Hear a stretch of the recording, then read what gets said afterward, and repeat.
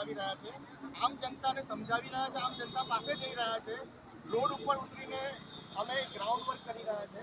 ગઈકાલે અમે municipal commissioner સાહેબને આવેદનપત્ર સુપરત કર્યું હતું, પરંતુ એવું લાગી રહ્યું છે કે ભારતીય જનતા પાર્ટી શાસક વડોદરા મ્યુનિસિપલ કોર્પોરેશન હાલની તારીખમાં ઊંઘી રહ્યું છે. એમને વડોદરાની જનતા, વડોદરાના દર્દીઓ, વડોદરાના યુવાનો, અભ્યાસ કરતા યુવાનોની કોઈ પડેલી નથી. રાત્રિ બજાર આખી રાત ચાલે એનો પરિપત્ર પણ જાહેર થવામાં આવેલો છે વડોદરા મ્યુનિસિપલ કોર્પોરેશન દ્વારા. અમને આજે એવું લાગી રહ્યું છે કે અમે તાલેબાન રાજ્યમાં રહી રહ્યા છે, અમે ગુજરાત રાજ્યમાં કે ભારત દેશના રાજ્યમાં નથી રહી રહ્યા. કારણ કે અમને સરકાર શીખવાડે છે કે અમારે 11 વાગ્યા પછી શું કરવું જોઈએ, શું ના કરવું જોઈએ. અમને એવું લાગી રહ્યું છે કે 15મી ઓગસ્ટ આવી રહી છે, તેમ છતાં આ દેશ આઝાદ હોય, વડોદરા શહેર આઝાદ હોય એવું અમને ફીલ નથી થઈ રહ્યું.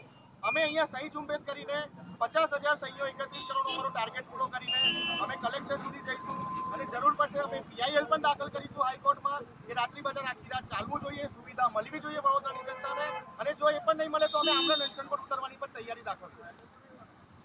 ઓકે.